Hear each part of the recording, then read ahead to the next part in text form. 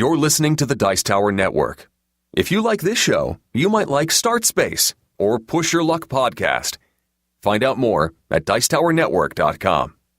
Party Gamecast will show you what to play, giving you ideas when you don't know what to do or say. Party Gamecast. It's all fun and games. We'll show you new ideas to play. Party Gamecast.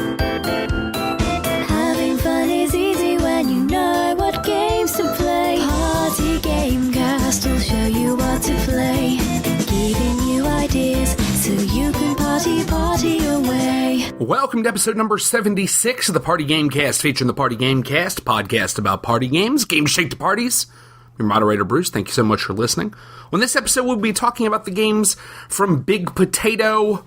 I don't necessarily remember what they all are, but I always redo this part again when we start the show. I know they're all from Big Potato, and you will hear about them in a minute. A couple things to note. First of all, sorry this one is late. This was an incredibly late episode. There will be a new episode beyond this coming out in about a week so that we can get our schedule back to normal. So the next episode will actually be talking about our time at WashingCon, which was a fantastic convention, and we cannot suggest it strongly enough. But you'll find out about that in about a week.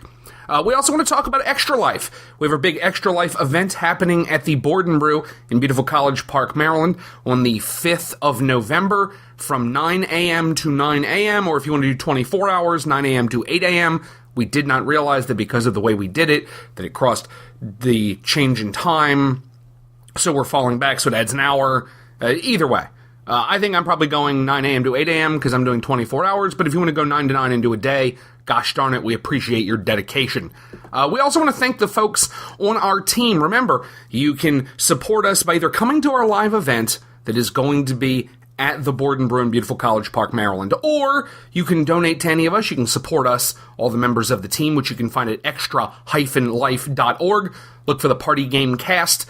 For that, you actually have to separate the words. Party Game Cast, and that's how you find us. And also Break My Game, which is an organization in the local area that helps people play test their games. They're working with us. You can also join the team. So we want to thank some of the fine folks that are on the team. Daniel Palmer has joined this year. He's actually the head of Break My Game, so he's co-sponsoring, but we still appreciate the support. Michelle Mindek, who you've heard on the show a couple of times, but is not necessarily a regular cast member. Richard Bernhard. Rich was actually the first time we did this. He showed up, and we're really glad to see him. Paul Becker is a part of this. We thank you. Adam Godby, who's joined the team, and Don Pugh, who you've heard on the show before, but he is also joining our team for this. Remember, we'd love to have you, whether you are local in the area and can physically join us. Does not matter. You can play games from wherever you are. The important part is helping the kids. We ask you to support our team in any way you can. And we want to thank one particular company that will be supporting us. We actually have a couple of companies. Might as well thank them all. North Star Games will be showing up to the live event, and they will actually be demoing their new game, Evolution Climate. Evolution Climate will be coming out just a couple days before. They will be demoing it live for you. I believe there will be opportunities to buy copies there, and if you buy a copy at our event, 100% of the profits will be going directly to the charity. They're just going to write us a check at the end of the day. So we thank them for being a part of that. We don't know what time they're coming. We're still working on all that kind of stuff. We know there's also going to be a Magic tournament, I believe, at the Board and Brew. We've got a couple of crazy, funky games. We're looking at doing the tea biscuit dunking thing again. So all of that will be going on. You can be a part of that. We'd love to have you. Once again, if not, you can support us by going on to extra-life.org. And we want to thank one special supporter, Stephen Bonacore and Stronghold Games. They are another game supporter. They are giving a donation. We wanted to thank them on the air for taking the time to do that, because that is what this is all about, is about helping the kids. So if you can do 24 hours, great. If you can do less, that's fine. If you can join us, that's great. As long as you're helping in some way, shape, or form, we certainly appreciate you taking the time. So once again, if you have the wherewithal and the desire, we would certainly appreciate your support in some way, shape, or form. We're going to hit you with this a few more times, so just get used to it. We're going to club you with it for a little while until the thing is over. So once again, we're going to jump into the episode. You'll hear about this again at what is the first break. Thank you, and hey, let's get to the episode. Welcome to episode number 76 of the Party Game Cast, featuring the Party Game Cast, a podcast about party games and games you take to parties. I'm your moderator, Bruce. On this episode, we're going to be talking about the games from Big Potato Games, Scrawl, and Bucket of Doom, and Mr. Lister's, let's say, Trivia Shootout? Quiz Shootout. Quiz Shootout, and Obama Llama. Joining me in the episode today is Rocki. Obama Llama. Josh. Mr. Lister's Quiz Shootout. Brian. Scrawl. And Mike. Bucket of... I didn't know they sold a bucket of bacon. I didn't know they sold a bucket of bacon either. Really? That's the first belief of the episode. I thought it was Bucket of Not Monkeys. I thought that was our decision, was that this was Bucket of Not Monkeys. There are no monkeys in this. Although it does have a parental advisory for explicit content. And there is some explicit content. That's reasonable enough. It's also the kind of parental warning that's going to make a 14-year-old spend way too much money to have that bucket. Only it's Target. Is there a warning for obscure content? Is that No, I don't think there is that on there. Yeah, that was pretty obscure. fabricated out of whole cloth content? Is that no, not in there? Not in there at all? I don't know that they made anything We're up. jumping the gun a little here, aren't we? I thought we were supposed to be being awkward right now. Let's try to keep it topical. Or, as we should just call this section, hey, you know Target's selling games now, and some of them you can only get there. Because the last 3 episodes, all we've talked about are games exclusively at Target, and gosh darn it, we are dedicating the entire episode to that.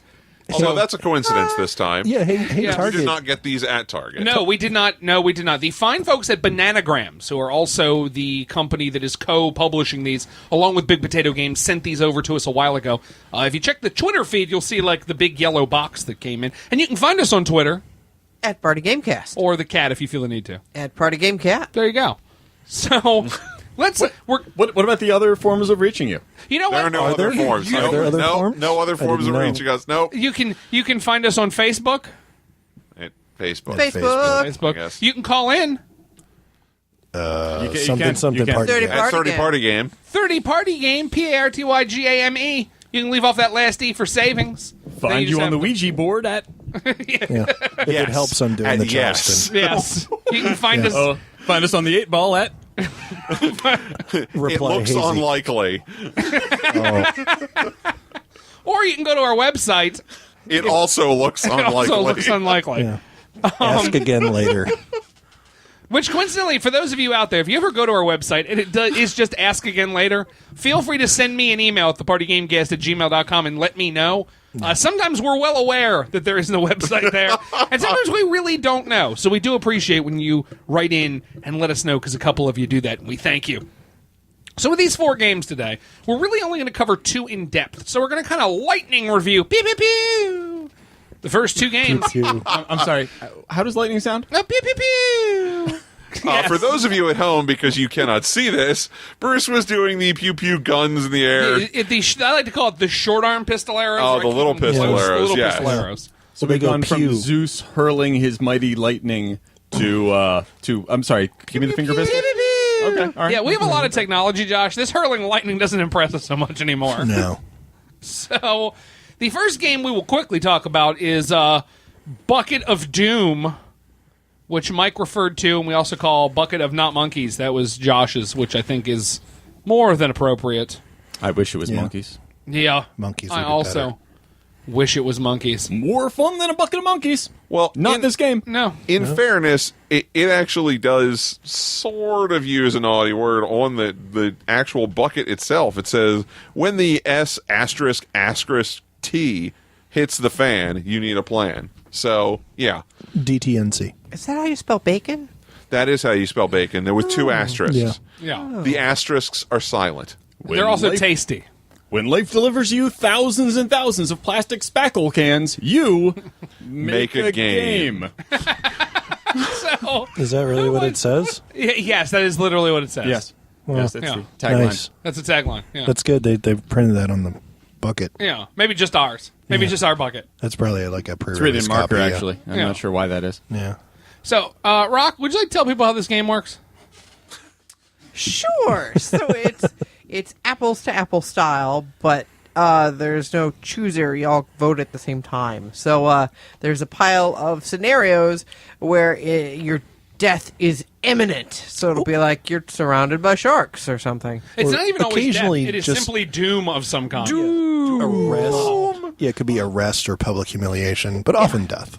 So you get a big old handful of cards that have things, and you have to put down a thing and say how you would use it to escape your doom. So let's give this a try. Josh is trying to open this bucket and I Directly went- over his own head, Yeah. and managed to do it without dumping all of the contents of the bucket onto his head. didn't Josh spill is very any talented. monkeys. For those of you at home not familiar with Josh, he is very talented. And humble. And humility is his least great talent, which is to say Right. Yeah. about as great as all the others. Oh, let's Yeah, which ones can we read? totally just passed the one I wanted to read. How did I do that? There we go. You're a shipwrecked vampire on a barren desert island. You're Dawn. a shipwrecked vampire on a barren desert island. Dawn face is is. coming. That's the whole card. That's the one you picked, huh? Yeah. It was on top. Hey, sometimes. We played that one. Yeah, we have played that one. And then you have cards that list things. Hey, somebody read a thing. Michelangelo's Statue of David, Taxidermy animal. a ball of rubber bands, A Life-size Valentine's card for someone called Rodrigo. cardboard cutout of Elvis. Blue So whale maybe bacon. I would say that I have this life-size cardboard cutout of Elvis, but it's fat Elvis, not skinny Elvis. And all of the untalented Elvis, because that's all of the Elvis cutouts. And then I would maybe block the sun with that to keep my vampire self from not getting burned. So then, after everyone does their little explanation of how they would evade doom, on the count of three, everybody points to someone that they want to win.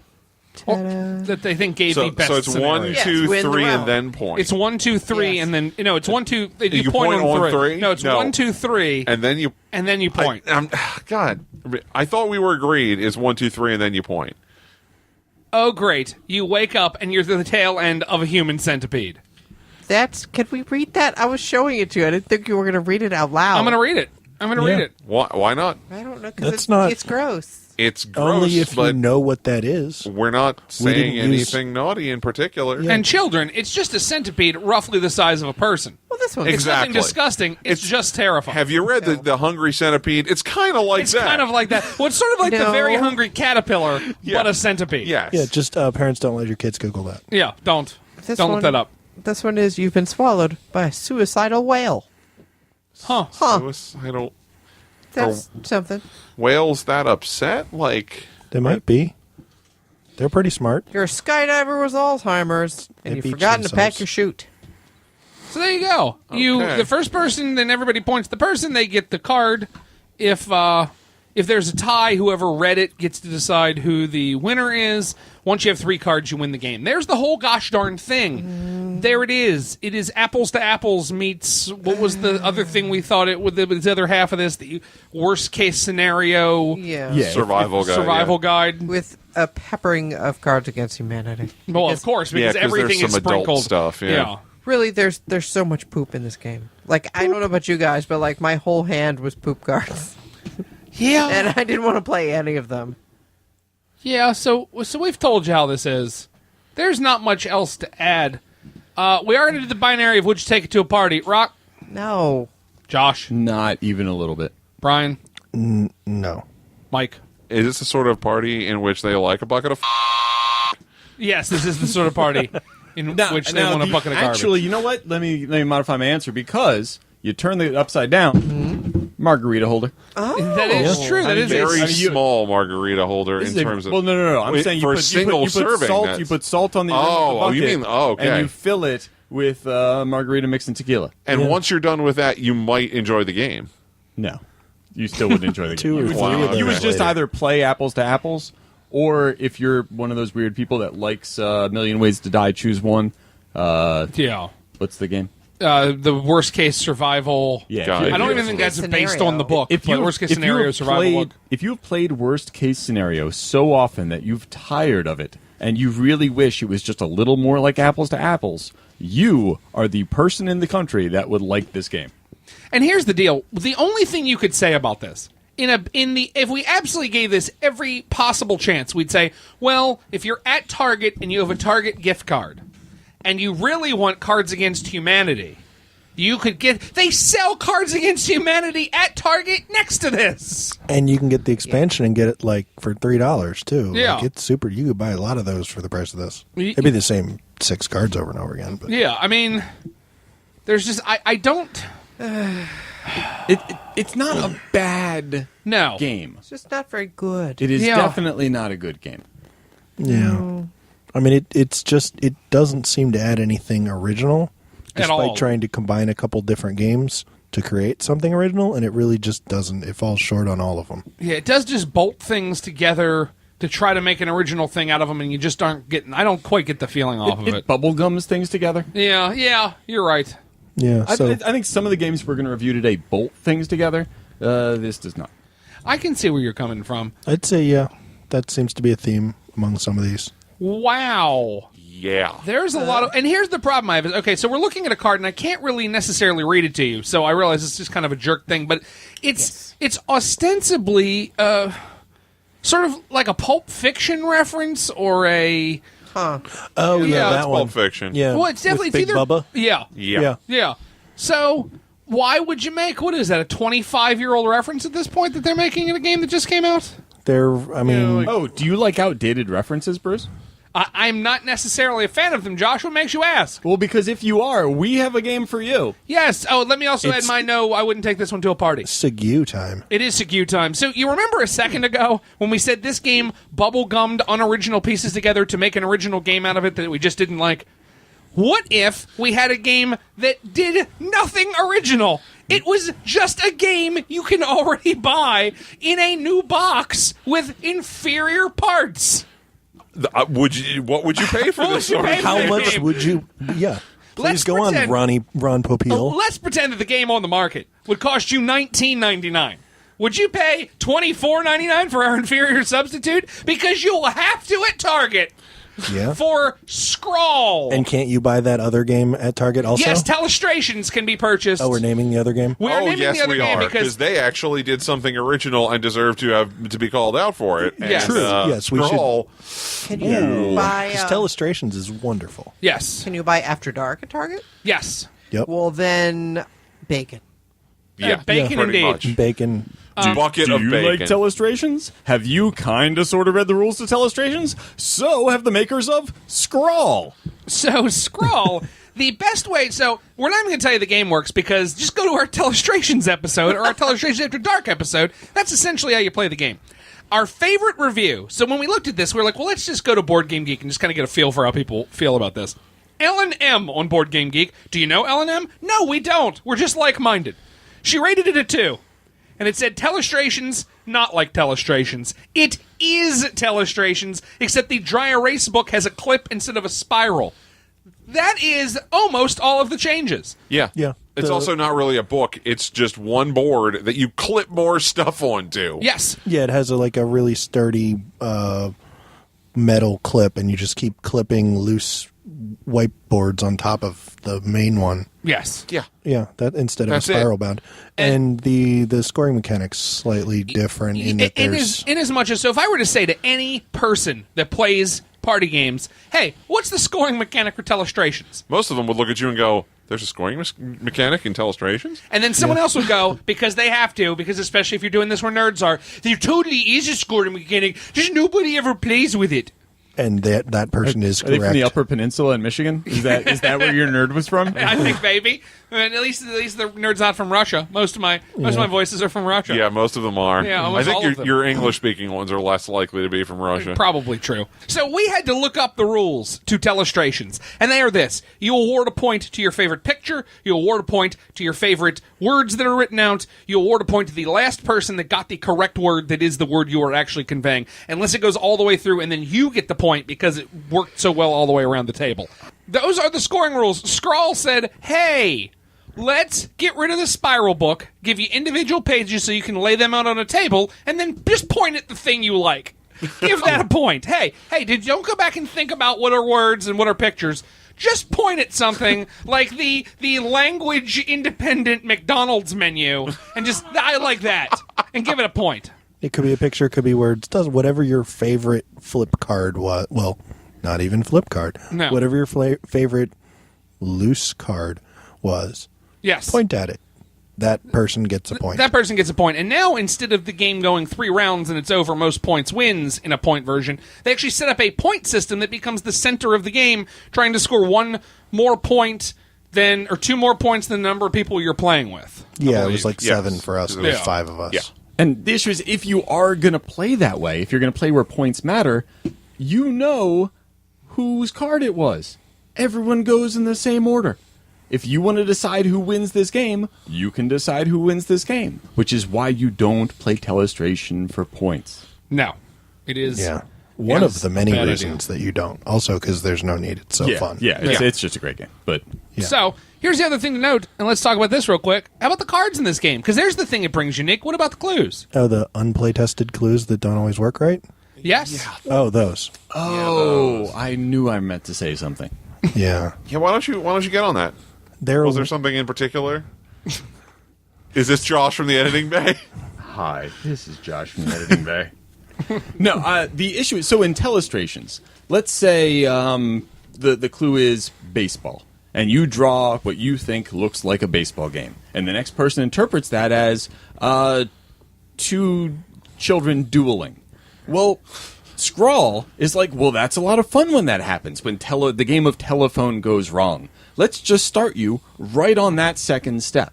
So rather than giving you baseball and seeing if it can successfully get around, it starts you with kids playing baseball. Or some obscure reference / random hodgepodge of words that don't actually exist, at least in present-day American culture. I think some of them were things that had one Urban Dictionary entry, because one guy somewhere... So it's not even like common slang. It's like something that they found on the internet that one other person used. So yes, it's not quite as well put together in terms of in the clue category as Telestration. Yeah. Yeah, but no, I like your point that it seems like it wants you to immediately mess up the draw. Like the draw, it's made so that you can't draw the things well. Yeah. Whereas Telestrations is kind of clever, where there's some obvious ways that you could see how things get misinterpreted throughout the telephone game, but they don't force you to like jump straight to the misinterpretation within the next 2 people. Yes, Whereas this game almost seems intentionally to do that, but And everything about it. but not in a clever way. Just in a we didn't play test it well enough this way, so that happens way. I don't think it's fair to compare these cards to Telestrations cards, because this box has a parental advisory on it, so we should be comparing them to Telestrations After Dark cards, which are awful. Do you not remember? I like the Telestration After Dark's card. I didn't like them as much as the regular ones. But this is a They weird were mix. good, but at least you knew what they were talking about. Like, I mean, does it matter if you know what it's about if Yes. you draw those 2 words? Like, you don't have to come up with, what was the one with the rabbit? The bunny boiler? Bunny boiler. Bunny Like, boiler. if you don't know what that means, you could still draw that. I tried to. and No, I would turned argue into a- if you know what that No. is, you can't draw that. I mean, at best, you can I would draw have had to- rabbit stew. At Yeah, I would have- best, you can draw rabbit stew. Yeah, I would have still drawn a rabbit, but I can't draw Glenn Close well enough to make the reference make sense. Well, the point of this one is to be amusing. The point is not to get it right. Sure. Yeah, because they took out the get it right mechanic. but it at least appears in Telestrations, like, sometimes you can get it right, and there's a chance you could get it right. This one, there's almost no chance you're going to get it right. Now, for example, let's say your clue, and this is an actual clue. This is clue number US S120 on the pink side. Pooping on a pigeon. That'd be funny to draw. Pooping on a pigeon. that definitely Maybe feels that's me. like you had something else. Like you had window washer. You tried to draw window washer, and I responded with pooping on a pigeon to hand to somebody else. Yeah. And you know where you Yeah. probably wound up drawing that from? Probably a game of Telestrations. Yeah. This is probably what happened when they played a bunch of Telestrations. They took a bunch of things that they came up with that happened to be wrong interpretations of pictures and put them on cards. Yeah, like I have one here, Cannibal Finger Buffet. That's not something you should start with in a game of telephone. That's a thing that in the middle you draw something weird and someone has no idea and gets a silly interpretation and you get this. Now, I would say for some, I do think they're going to like that about it. I think they're going to like how goofy these cards are, because you're never getting this right. Because Yeah. the Telestrations After Dark cards, a lot of them felt just naughty to be naughty, like a 13-year-old was like, oh, that's funny. Yeah. But these are goofier adult, if that makes sense. They're not veering towards the nasty adult. I don't know how to phrase that. Some are, yes, but not all of them. Like, it doesn't overshadow the whole thing. Now, some of them are also very dark for no reason, which I don't get, but... Yeah, I Yeah, mean, like one I have here is just crap parkour. Like, that's just Here, we can say this one on the air. dreaming of bacon. And that wasn't just us baconing something. That That actually actually says was bacon. dreaming of bacon. So the cards are kind of weird. Now, I do think when you inevitably find this at Target on clearance, you might want to buy this for the cards to put in your Telestration set. I think that is definitely the thing that could be kind of fun here. Josh just found the best card ever. Apparently, yeah, Josh well, found the best card ever. yeah. what did Josh find? Now if you just pick That is an internet thing, though. Well, everything's an internet. Well, yes, but yes, What did, yeah. Can I see? The rest For of us would example, like to know what you're talking There, about. there are several here, so I'll just give you a list and then Please. end with you. So, twerking at church, No. naked in an elevator, No. karate chopping a frog, Why not? cleaning out your pipes, making friends with your tapeworm, burqa breakdancing, a loving pat on the head, and Velociraptor Jesus. That's the one. That's a Raptor thing on Jesus the internet. is a Yeah, thing. Raptor Jesus is a thing. Yeah. I'm It's just amazing. like it's Yeah. some of them are like okay, you kind of can see, but I don't know. It seems like a lot of it is just random. Some of them are just like they're randomly putting words together. Like that, I can't probably Nope. say that one. Give it Nope. a shot. No, I No. think you probably can't say that one. No. I'm seeing it from the... No, you can't say that one either. Nope. No. There's a couple that Brian's pointing at me, and pretty much his Bacon. card is not able to be said on this sheet. Yeah, I saw that. You cannot say that one either. It'd be a potty mouth, which is Oh, the there you other go. It one. would be a potty mouth, which is also on This the card. one you can barely say on the air. Yeah. But bongos. There you go. So, I mean, and as you can hear, Rocki... Do you know a 7-year-old? Do they like saying random words? Hello. Write them down on a card and have them work for Scrawl. Yeah, it lives there because everything else is just Telestrations. If this was, instead of Telestrations After Dark, it was Telestrations not making sense. That's essentially what you get here. If you want to pay more for that experience, it is certainly here. You've heard a lot of these cards. It lives or dies on these cards because the rest of it is not necessarily something that you would need to get one way or the other. Centaur Crossing Guard. Where does that come from? That's amazing, though. And now No, that I mean, could it be a w- lot of fun. Right. It would be brilliant, but it's just that. But again, it seems Yeah. like that's the misinterpretation 2 or 3 steps in, and they just started, like Josh said, you just started with that. So I think the main things to look at here, if this game was significantly less expensive than Telestrations, it's a 3-foot putt, you grab it. Yeah. When this goes on clearance and you want to buy parts of it to put in your 12-player Telestrations, I totally understand that. I'm not sure that this deck of cards is worth the $25. I'm sure it's not. Yeah, I'm positive it's not. Definitely not worth $25. Also, I think this is one of those games that someone realized, oh, they can't trademark mechanics. Therefore, we can put this out without being sued. Yes. Sorry, you said this game?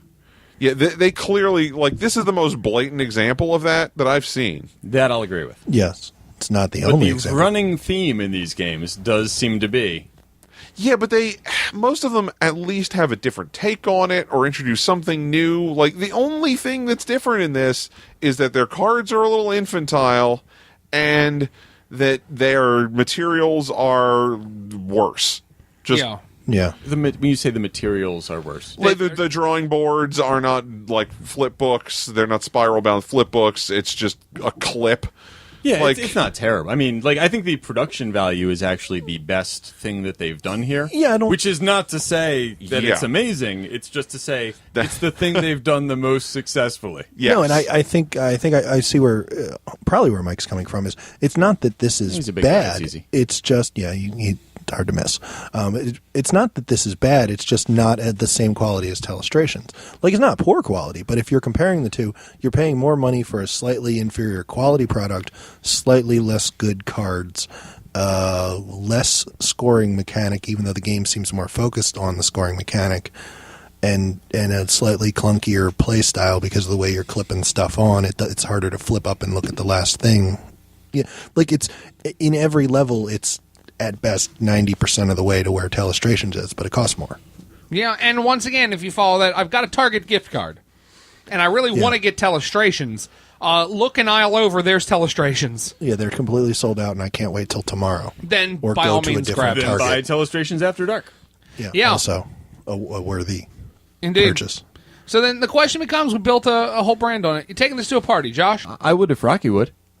Fair enough. Brian? Only if it was a party that had never heard of Telestrations. Okay. And even then, probably I'd still take Telestrations. So What? no. Okay. Mike? No, I own Telestrations. So no.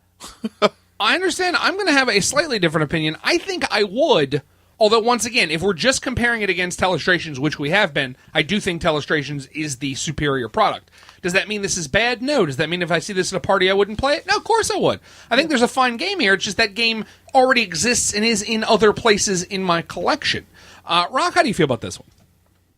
I enjoyed this one. I would take it to a party, but you're right. I would probably take it after I got tired of Telestrations After Dark, like after I got tired of those cards. But I don't think we need to get the pitchforks out just because it's like another game, because every game we play is like another game. Yes, this is... Yes, I know it's exactly like another game, but so many of the games we play are. No, they're not. No other game many is different- exactly like another game like How many this one different is. apples to apples games have we played? The ones that are labeled apples to apples. And the last one we did. And Cards Against Humanity. That was Bucket of Doom. Bucket of things I wish were monkeys. Yeah. Bucket of Doom was a little different. No, in that it had everything's a little simultaneous different. This is chooser. clearly just Telestrations with different material. I still don't hate it. I like what they did on the cards. That is at least a little bit different. But you're right, the rest of it is the same. But I don't mind. And I would say, if either you're looking for more cards for your Telestrations, or I still think even if you don't have Telestrations, you should probably get that first. I do believe I'll be taking these and putting them in our 12-player Telestrations, so we have even more cards to play with, which is not bad. And I think, inevitably, when this goes on to Super Duper sale at Target, or it goes on to Black Friday $1.99 sale, or whatever they're going to do with this, that picking these cards up to add to your Telestrations game is not the worst thing.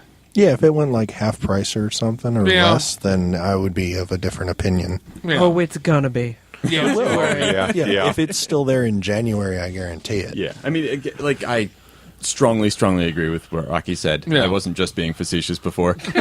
It's just so He egregious wasn't that. just being facetious. I mean, like, you know, I can't help it. I can't help Also- it.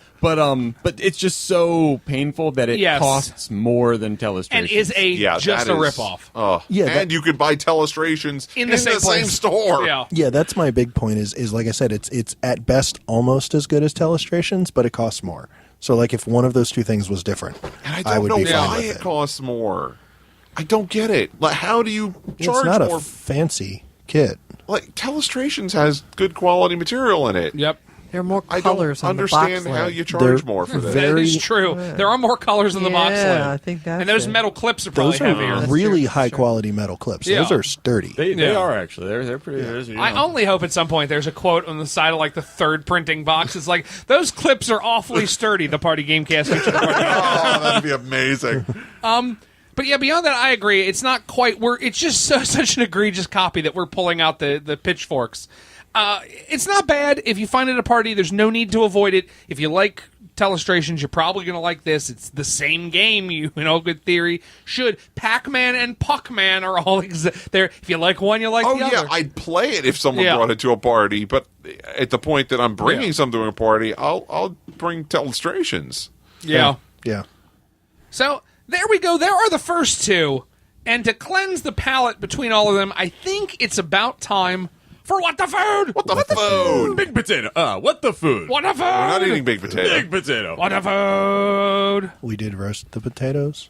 No. Potato game. We're doing What the Food, Brian. No, we were roasting. We're not roasting. We are roasting. We had. We're not- roasted the we've potato game. The We big have- potato. Yeah, we have roasted potato Did games. no one did it go over your head? It did. It You will didn't not catch go over it? my head. I will catch it. You didn't catch that one. His reflexes are not that good. He did not catch it. No. So for this What the Food, we are doing Pop Tarts. The first thing I think we need to note is how dark the new Pop Tarts commercials are. They are all about Yeah. murdering They're kind of Pop-Tarts. fun. Then you are a problem, Mike. Yes. I feel like one we was know a this. Holocaust reference. Yeah, it's not. It's look them up. You feel like everything is a Holocaust reference. But everybody well. dies and gets eaten, and it's terrible. Yeah. It's not a lot. Every time. I mean, you don't watch them get eaten. It's just No. implied. It's implied, yeah. Yeah. One other thing to note about Pop Tarts: these used to be what Andy Looney and the folks at Looney Labs would give out to people who would come play their games. They used to have Pop Tart cafes. They would give you Pop Tarts. Then it sort of became more of a cupcake thing. Yeah. Then it did eventually evolve into cupcakes. We've decided to talk about 3 of the most ridiculous Pop Tarts we can find. So should we do the non-soda related Pop Tart first? Sure. Okay. Frosted watermelon. Yes. Oh. It is both watermelon and frosted. So grab a piece, guys. Now, as a note, I did not buy these for what the food. I bought them because I thought they'd be tasty, and after having some, thought we should do them on What the Food. You're welcome. You know, my favorite types of fruits are frosted. Who's aren't? Every time I go to the watermelon patch, I'm like, give me the frosted one. Yeah, I'll take the frosted ones, please. Wow. Mike just looked like a dog that has been handed something he did not expect from the look of things. Smells like burnt cracker and watermelon Jolly Rancher. whoa. It does smell like burnt cracker and watermelon Jolly Rancher. Thought we were over the Holocaust references. Oh, my mouth is sad too. Bruce from the editing bay. Wow. It tastes like burnt cracker. Yep, that's what I remember. Wow. And it's not even watermelon Jolly Rancher. It's just like gnawing on a watermelon rind. It's not No. watermelon Jolly Rancher. I get the watermelon only because I'm getting the watermelon scent, and that works with your taste. I bet if I pinched my nose, I wouldn't. This would taste like burnt cracker. Well, You know what else this isn't? Good. There's that. Yes, you have a good point there, Mike. no, it's not real watermelon flavor either. It's super, super fakey. I was expecting real watermelon in my Pop-Tart. That's what I was expecting. I would say that this is watermelon Jolly Rancher flavored. Or like watermelon Dum Dum Pop or something. Here's the other thing you Hard don't candy expect. of some kind. Off-brand water or Jolly Rancher. Yeah, not Jolly Rancher, but like the dollar store ones that come in a 10-gallon bag for $3.50. So here's what you don't expect out of Jolly Farmer watermelon style candy is for it to also be warm. Warm watermelon is different. Isn't it? Actually, like grilled watermelon's good. That's what I've heard. Are grilled watermelon Jolly Ranchers good? I've not had Frosted? those. I've had toasted ones. With some sort of Wow. not quite pastry. Yeah, Wow. I've had that. But that's not good. That is, wow. Yeah. Taking that to a party, Rock?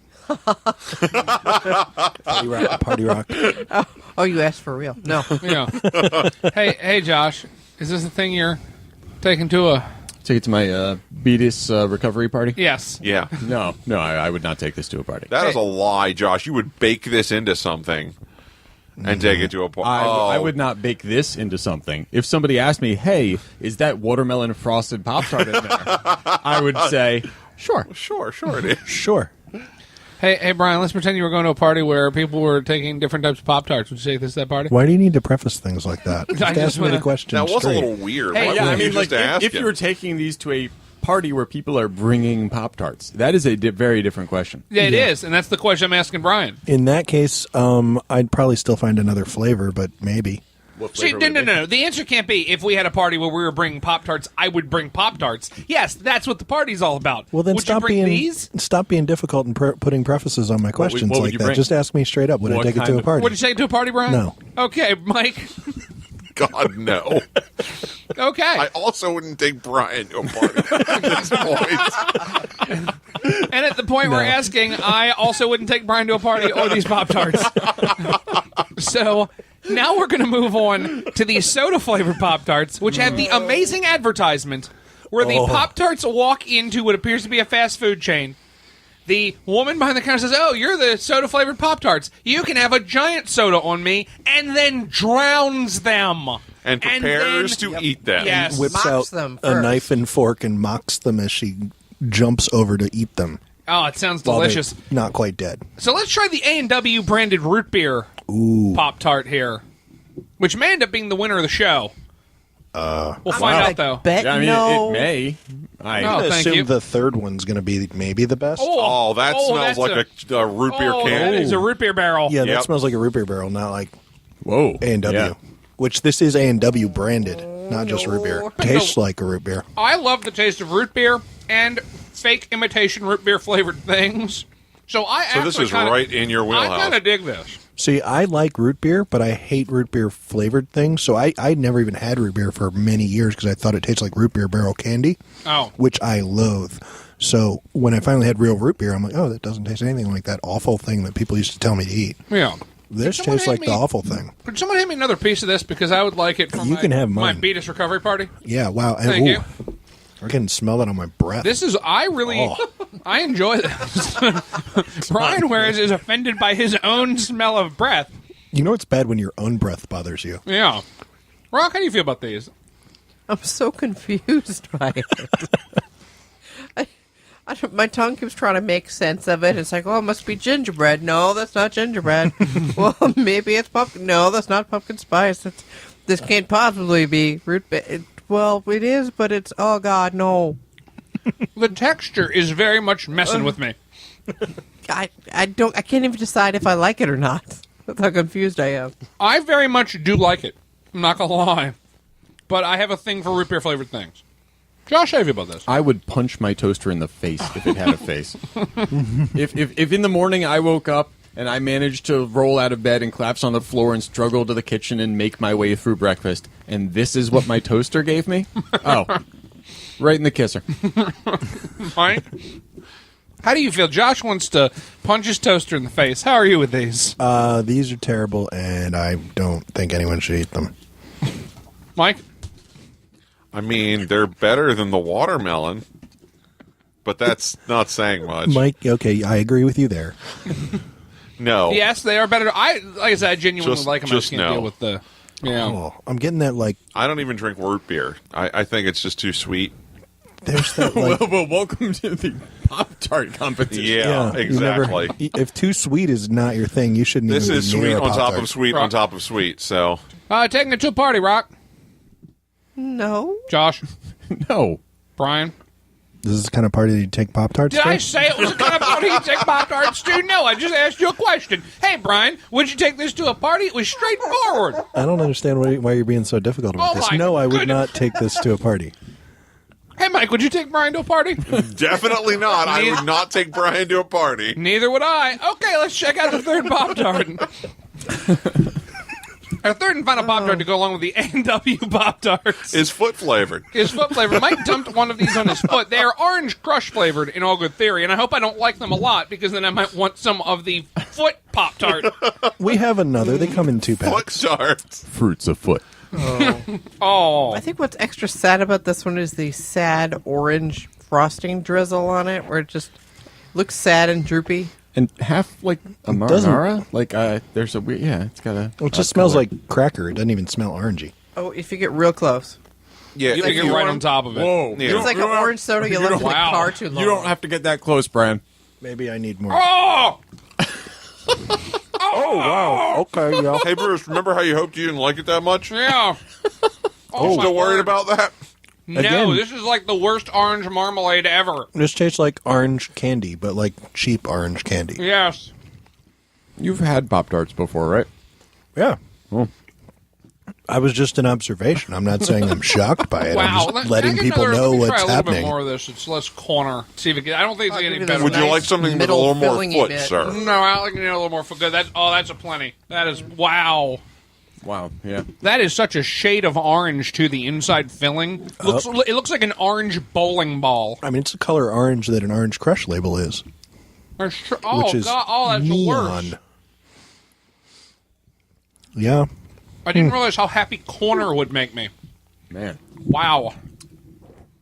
That is wow. I kind of like it. I agree with Rocky. Kind of orange and a little tangy. Yeah. Yeah. I mean, it's not orange in the sense that Like an orange a is, yeah. fruit would be, No. No. but it's orange in the sense that Orange Crush is, which is to say Yeah. nothing. It is orange colored. There's a little bitterness like the rind in there, almost like there's orange zest or something. Yeah, I don't. Almost I don't mind like, but Yeah. probably not. No, not actual like, but almost like. Wow. I can't do this. It tastes too much. You know like when cleaner. you're No, thank like you. you're trying to make a dessert for your friends or family or whomever, and you just leave the orange crush on the stove too long to reduce, and it reduces to like this just mass. I hate when that happens to my orange And, crush. well, Yeah. if this happens to you, you can resell it to Kellogg's, and they will put it in these Pop Tarts because that is what happened. This is when you buy the bib and you mix it with the, like restaurants do. You buy the bib of the soda that's just syrup, and then they mix it with the fizzy water. That's, I think, what this is just like gelled up soda flavor. Yeah. It's something. In a crust. Yeah. It's like a Instead of- soda flavored pie. Instead of diluting it like they're supposed to, they shoved it inside of a cracker and served it to you for breakfast. It's more like a pastry coffin. yeah, pastry. Yeah, pastry. Yeah, coffin. it is more like a pastry coffin, Josh. Yeah. Yeah. Speaking of dark commercials, Yeah. Speaking of dark commercials, Mike, you taking these to a party? Yeah, I like them. I mean, I'm not sure I'd want to share them, so maybe in that sense I wouldn't take them to a party. Hey, but I'll tell you exactly, and make sure you don't share them. Throw them on the top of your foot, Mike. I don't think I could do that again if I tried. I would guess you couldn't. Brian, taking these to a party? no. Okay, Josh. No. All right, Rocky. No, but I will eat them. Okay. I can see that. I think I'm a much bigger fan of the root beer ones. I am not an especially huge fan of these orange ones and would not want to make other people have to deal with them. This was the flavor I found most palatable, but I Okay. wouldn't say that I enjoyed it. I'm gonna give But I the don't watermelon a shot again. hate it. Maybe. Don't do that to yourself. No. What do you do? Oh, Josh is trying the watermelon yet again. Yeah, why would you voluntarily do that? Is that better now that you've had orange? No, that is still terrible. Okay. Okay, good that we've confirmed that Yeah. it has not gotten less terrible. Hey, Yeah. Bruce, were these hot when they came out of the toaster? They were so hot when they came out of the toaster, it hurt my hands every time. What about the And second I time? learned nothing. The second first time they hurt. The and then the second time they hurt. also And then the hurt. third They time? hurt more than the first two times. Okay, so Do you- why don't we stop being mean to Josh for trying the Pop Tart a I second was just time? saying, do you remember that episode of The Simpsons where they electroshocked the cupcake Yes. and Homer Simpson just 27 hours later was curled in a fetal position crying on the kitchen floor To trying answer- to touch the cupcake? To answer your question, if there were 15 more things of Pop-Tarts I have to make, I would burn my hand every time pulling them out of the toaster, yes. You own both tongs and like silicone hot gloves, right? I own all of the things. Okay. Wow, whatever the I had things no need to idea. be. Like you could have gone into Mountain Doom and fetched the ring back out with the gloves that you have. Yes, with some of the sets. That's Yes, true. indeed. Yeah. Yeah. And The I barbecue no. gloves for Yeah, sure. The welder's gloves that I use in my barbecue, absolutely. You could have reached into the toaster while the coils were still hot with that one if Yeah. the I fingers certainly weren't could too have. fat. And I decided not to pull them out every time, burnt my hands. Shocked every time that they were hot. The sacrifices that you make for this this show. podcast. Yeah, are- No doubt about it. No, he made that Numerous. sacrifice for the sake of, I don't even know, brain cells. And I think at some point we need to do is we need to take one of each of these three flavors of Pop-Tarts, bundle them together as a What the Food Home game, and send this out to a fan somewhere.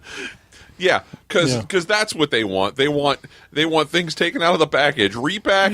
No. I just this sealed pack that is in the box. We're not going to open them up. Oh, okay. The sealed package. I think the three of those, we make it a home game of What the Food, and I think we should auction them off for Extra Life. Yeah, that is a nice little segue there. I thought it was. What thought is it was. Extra Life? What is this that you're talking about? Oh my goodness, I'm so glad you asked. Mike, tell them about it. So, Extra Life is this wonderful little charity event that has been going on for a few years now, in which gamers get together to game for 24 hours. It's a marathon gaming event, and we are sponsored. People can donate, and all of the proceeds, 100% of the proceeds, go to Children's Miracle Network hospitals. And when you sign up, you can select which hospital you want to support, whichever one's closest to you, or whichever one you have some sort of a relationship with, or whatnot. And every year for the past couple of years, this will be our third year, we have had our own event here in Maryland at the Board and Brew in College Park. And we are going to be doing that again this year on November 5th from 9 a.m. to 9 a.m. Yes, indeed. from Saturday to Sunday morning, November 5th to November 6th. So if you are interested if you're in the area and you can join us, please drop by. the Board and Brew. If not, and you would like to support us in other ways, you can donate to us. It's extra-life.org. And you can find our team, and you can just look for the Party Game Cast, and you will find it. And you can either donate to the team in general or to any one of us. Of course, you should donate to me because I'm better. And or you can join the team if you want. We would love to have you be a part of the team. You can join the team. You don't have to be here with us. You don't even have to be doing the marathon. You can raise money, then please do. It's great. Certainly the children will appreciate it. The hospitals will appreciate it. They will be able to do their jobs more. So there you go. We will have links in the show notes if you want to join the team or support one of us. We would love that. I think sometime in the nearest future we will put together these 3 packs of Pop Tarts so that you can have your own What the Food at home. What the food? What the food? What the food? Remember What the Food, brought to you by the fine folks at Steamworks Coffee at steamworkscoffee.net. Which we have been chugging like mad tonight, in case you haven't noticed. It's the only way. Yeah, Rocki actually noted that as we took a break. She's like, you guys need to calm down with the coffee. You're talking so fast. Yeah, so I just got some Coke instead. Does Levelator also slow us down a little bit? No, not at all. It does not slow us down. No. Does it? We sound like a Not at Gilmore. all? We sound like a Gilmore Girls episode. Really? Yeah, we should totally talk like this. Yeah. Definitely. We probably need to talk that like that as much as we possibly can. Yeah, My sister's all like, the it's so witty. I'm like, no, they're just talking fast. They're just talking really fast. But it's so witty. So let's jump back into the episode. We'll talk about our next big potato game, one maybe that will not take quite as merciless a beating as the last 2 did, as we talk about Mr. Lister's Quiz Shootout. What the potato? What the potato? Who wants to tell us how this one works? Can we do it in Morse code, banging the plates together? No, that will not be good. All right, well then, Brian. We're making I don't know the episode. Morse code. Do you know Morse code? I know one I thing. know, in yeah, I know Morse code. SOS. That's it. Dot, dot, Yeah, dot, well, dash, dash, dash, dot, dot, dot. Yeah, that's Actually, I it. just know ... dash dash dash. So Hey, Brian, so tell us how this game works.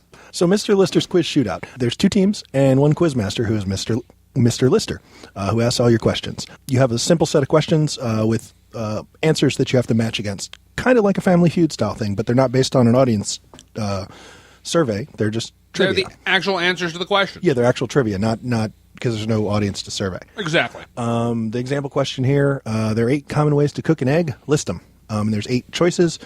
Each team has, quote-unquote, a few seconds to write down what they think their answers are going to be. And then after that time is up, Mr. Lister alternates between teams, asking them to give an answer. If it's on the list, they get a point. If it's not on the list, they lose, and it goes to the other team. You go back and forth 3 times, so that each team gets 3 chances, so you go back a total of 6 times.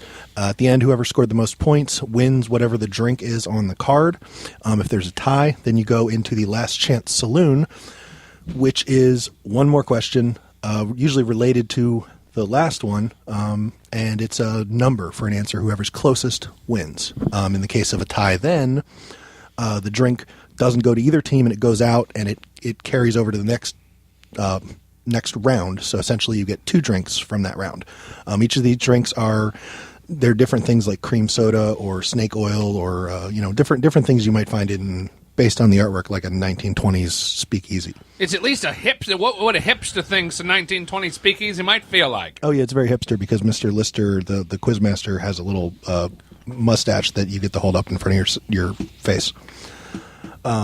And it goes on like that until somebody gets 5 different beverages. 5 different beverages, so 5 unique beverages. If you get duplicates of a beverage, you can use them to steal one. You can turn in 2 of the same kind to steal one from the other team, or you can turn in 3 of the same kind to get any one that you want. And the idea is, like you said, to get to 5 unique beverages. And that's basically it. I think that's everything. Yeah, and pretty much the buying and grabbing rules are the same as Linky, which we covered a couple episodes ago. This is very much feels like a mix of Linky, and it has the same sort of, exactly what you were saying, the same feel, although not the same... It's the same mechanic and theme as Family Feud, Yes. but it's not audience surveys. It's actual what It's is the right actual answer answers. to this question. So, there we go, guys. How'd you feel about this one, Rock? I didn't think it was bad. It definitely... Well, the questions, you needed to know specific things, but there were a lot of options to choose from, so it's not one answer. You need to know a few of a lot of answers. Mm-hmm. And then the tiebreaker questions, You didn't need to know the exact answer. You just needed to be close, a la Wits and Wagers. Yes, that's what I was going to say. Was it very much remind me of Wits and Wagers questions? Yeah, I didn't think Yeah. it was bad. It didn't feel terribly party-y. Well, I don't know. There's a host, and I guess you could just play it in groups as big as you want. That would make it hard to decide on answer, so I don't know. I feel like, and that's might be where this feels more like a party. We were at teams of 2, and I was Mr. Lister. And I think at teams of 7 and Mr. Lister, where everyone just having to shout out over top of each other, this might get... It becomes less coherent as a game, but becomes more of a party, maybe? I don't know. No, it felt just like a quiz game. Like, there wasn't a lot of party Yeah. aspect to it, and I don't think that adding people really helps to that. And I think part of that had to do with the fact that we were paired off. I mean, I think, like, when you look at Family Feud, when they go back and forth and everyone huddles up, and then you have one person who gives the head of the family who gives the answer. I think when you have more of a free-for-all, it could definitely become more interesting. So I think part of it just had to do with that we were doing 2-on-2 as opposed to full big teams. Yeah, I think the full teams might have brought a little more of that party aspect to this. Yeah, I think so. And I think I don't know as a party game where everyone at the party would play it, but this is, if you had a big enough party where 8 people could go over in the corner and play this while other people did other stuff, I could see it fitting in that sort of atmosphere. But as we're going to get together and have a party, and this is one of the games we're going to all play it at the same time, I don't know about that. But this would fit into a party atmosphere because it's kind of trivia-y and lighthearted. But I don't think that this would be the focus of a party. So let's test this, Mike, because every time we do one of these, you come in as a person who likes trivia. Wits and Wagers is not a trivia game, and it shouldn't. It's terrible. How do you feel about this as a trivia game? Well, it's interesting that you should bring up Wits and Wagers. The only part of this that is like Wits and Wagers is that tiebreaker. Yes, which is exactly like Wits and Wagers. Yes, that is Wits and Wagers, Yeah. and I don't think that's really trivia because typically you're not supposed to really know the real answer. And I feel like trivia, you're supposed to know some answers. This one, you are supposed to know the answers. If you don't get any answers, you just don't get anywhere in the game. Yes. So, yeah, I would say this one is more of a trivia game. I still would push back a little bit against calling it a party game, but, yeah, I think it's genuinely trivia. Okay, so in this case, in Wits and Wagers, you think it's genuinely party, you argue trivia. For this one, you think it's genuinely trivia, you argue party. Yes. Okay, fair enough. So any other thoughts about this? The one thing that was noted was, I know that I kind of pointed out to the company, the end condition of 5 different beverages means you could potentially be going through as many as 9 or 10 sets of these questions, and then you start getting duplicates, and then what happens with this, and it feels like it just takes longer than it needs to, because each list, even with, we used a 15-second think clock before we begin asking team and team and team, and then a 15-second think clock for the final question. You have 15 seconds to come up with what your number is to go for the final shootout. And even that made this game just feel like it stretched on a little too long, or is that just from the host perspective? As a player, the individual 15 seconds seemed too short, but Okay. the game as a whole seemed like it took a while. Which- Not too long, but it felt like it was at the end. Like if it had taken a little bit longer, I might have started to be annoyed. Yeah. But the amount of it felt like it was at the tail end of as long as I'd like for it to have taken. But the individual 15 seconds were too short. Well, it was both too short and too long. It was Yeah. it was too short to have any meaningful conversation. Like Yeah.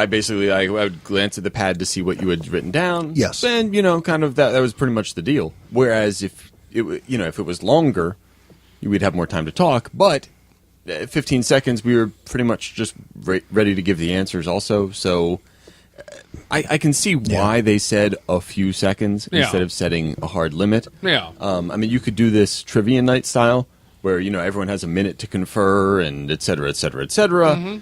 But you could also just do it snapping fingersy. Yeah, You could just rumble. You could West Side Story. You could just rumble. I mean, on the front of the box, it does say quick fire party game, and it's called a quiz shootout. So in theory, they want you to be quick, but I could see, it depends on the size of your group, too. Like, if you have a group of 8 people on each team, you want to give them maybe a minute to talk. If there's, like with us, 2 people on each team, and there's only another team sitting 3 feet away, talking is almost a bad thing, because you're going to hear what each one of us is saying rather than 27 answers all shouted out. So I agree. Like, with 2 people, we almost just needed 5 seconds to, like, take a second, let our brain process, and then move on, rather than a longer time to sit there and write out a list. Yeah, a lot of times it was just us going, Yeah, I think I've got a few of those. I know a few of those. And the other person go, yeah, I know a few of those. And then we're like, okay, I'm ready. Yeah. It's just you needed to try to come up with more than... Because usually 3 was easy, but between the two teams, the first 3 were almost always taken. So you're like, well, we need to get to 6 somehow. That was about the only mechanic that seemed to... Yeah. And then, like I said, it just seems with that 5 beverage requirement, the Rich Summer, who the entire community seems to know from Mad Men, and I were both kind of hitting the company saying maybe what they need to do is like a recipe book where 3 specific drinks could make a recipe that could also end the game additionally. So maybe you have a couple of win conditions where it's 5 unique or this recipe of 3, and maybe there's a couple of those, that sort of thing. But no, I think your cocktail ingredient idea would definitely make it more gamey. Yes. I mean, this is a way to do trivia. Yes. But it's not like the gamesmanship. Like the drinks are a little clunky.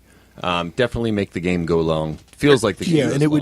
would Cute, make though. sense. I mean, the names of them are cute. And And the art on them, I actually get a kick out of the fact there are yeah. 8 unique pieces of art for the 8 different beverages and all of the, like, a lot of this was done well. The trivia actually has, here's what got me, was that the trivia has sources.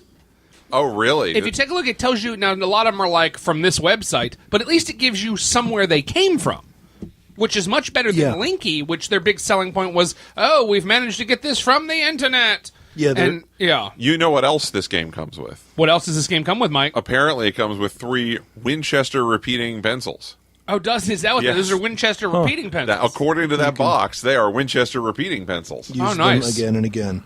Yeah, no, the artwork, like that's why I kind of like your idea for making a drink too. Is the artwork and the names on these are like clever and creative little. They're kind of that old timey, things that you feel like you would see in like a speakeasy or so. You know, they got Howlin', Coyote, Hoot Shine, Bird's Cola Tonic, Crazy Dad's Snake Oil, Willie's Cream Soda, Arnold and Company's Muscle Tonic. Stuff like that. It's all fun stuff. So if they had some cute little recipes you could make, like if you get 2 of these and 1 of those, then you just win instead of getting whatever the other thing was. Like just to give you another win condition, another interesting way to play the game, and a way to highlight the artwork that otherwise is kind of throwaway. Like it's cool, but like I don't care other than do I have 5 different pictures. Which is a shame because, like I said, I do think the pictures are very cool. I think they're incredibly charming. Yeah, it's a little hipstery, but in that like kind of neat way. Yeah, it's in that kind of hipstery way that you'd find at a Target. Yeah, it's a little hipstery, but when you like, there's an actual game here. It's not like it's just, hey, I put a old timey label on a junk game so that people buy it and not realize, and then once they have it, there's no refunds. Yeah, It's not totally snake oily. It's tongue in cheek snake oil because it's one of the cards. Yeah, like I said, I like the idea of there being a couple of recipes on the table that these 3 cards would give you the win, along with 5 different ones. So, like, either I have 5 different ones and I win, or I have these 3 specific ones and I win, and I think it also makes some of those using 3 cards to buy 1 specific card makes that a little more powerful, so it wouldn't hurt you quite as bad.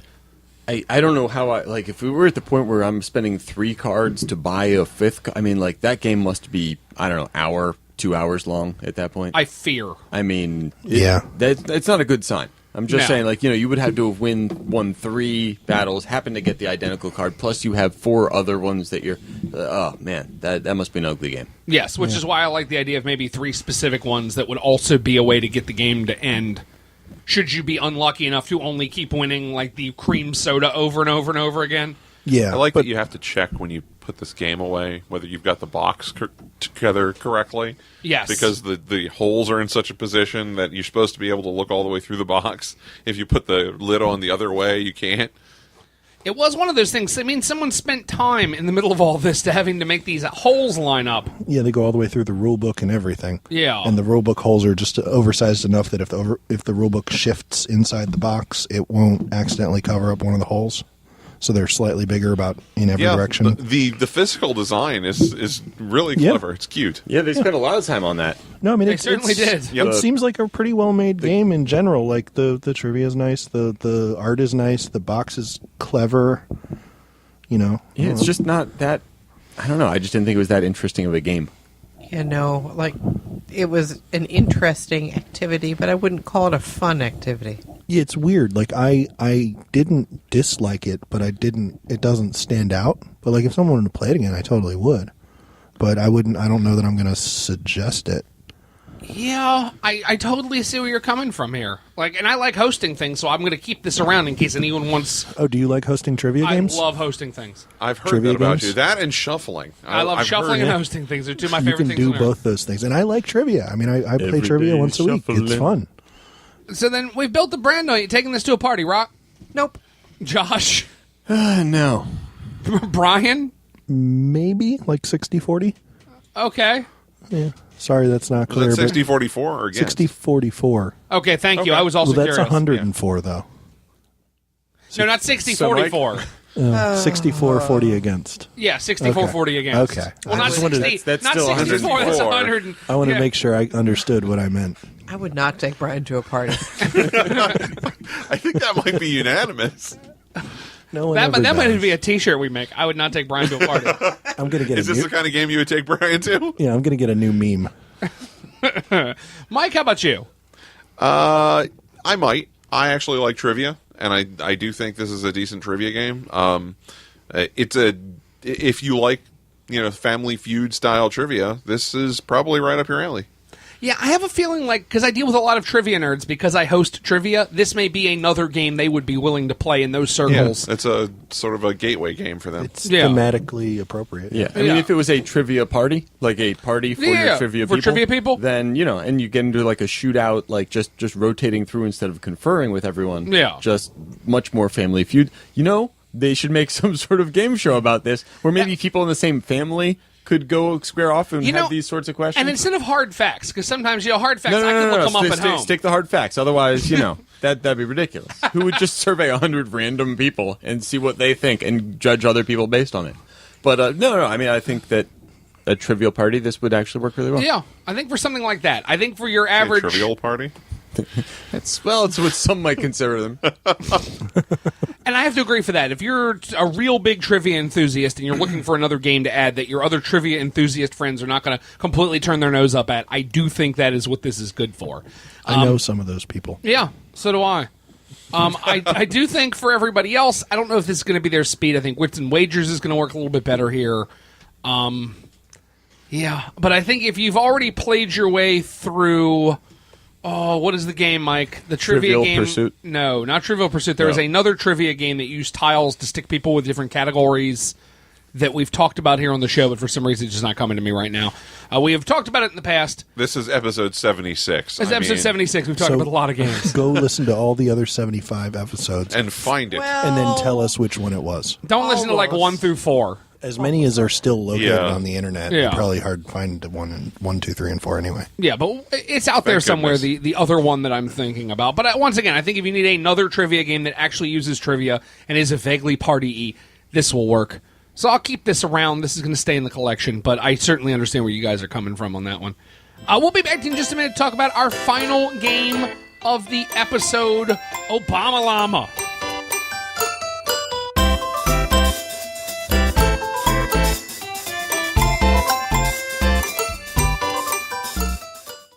Hey listeners, we already know you're listening to the Party Gamecast, but would you like to talk to the Party Gamecast? Well, now you can.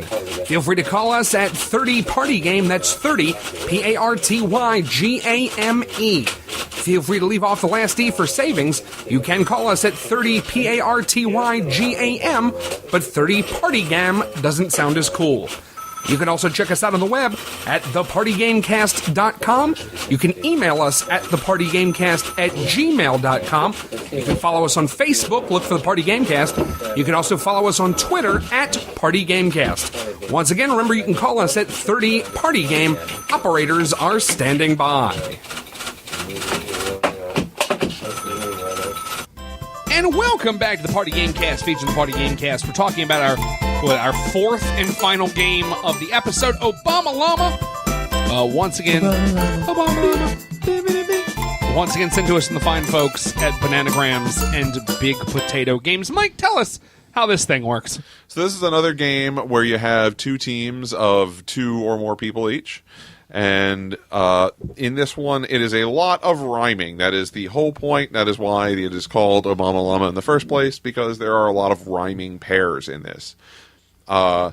First, you set out the grid of what they call rhyming pair cards, They are basically like a memory game, and they will come into play as you start scoring points. And the way you score points is that on your turn, you'll roll a die. It is a simple 6-sided die. It has one of 3 colors on it.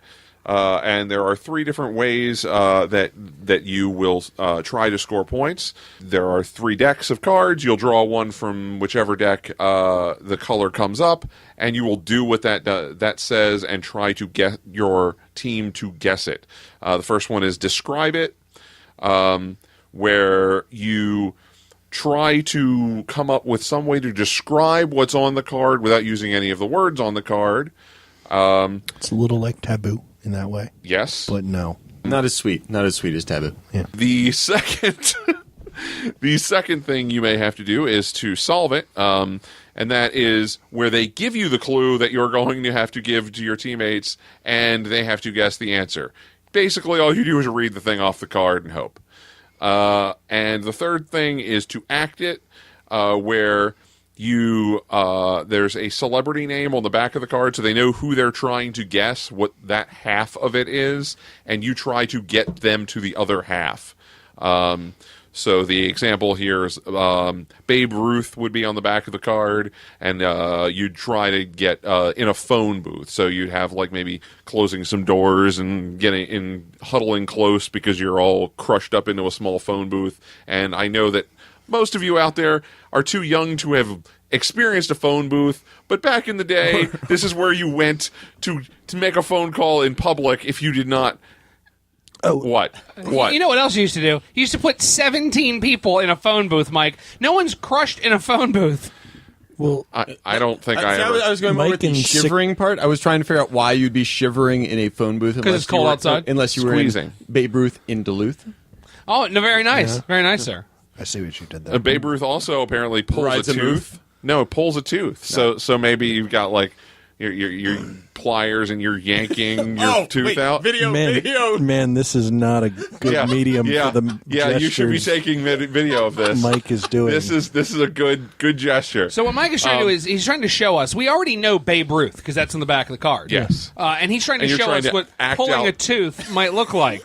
Obama Llama After Dark. Oh, that should exist. That should really exist. No, it shouldn't. No. Some of these also read like Dr. Seuss. No, they read like this is what I was just trying to think about. Is Blondie's Rapture?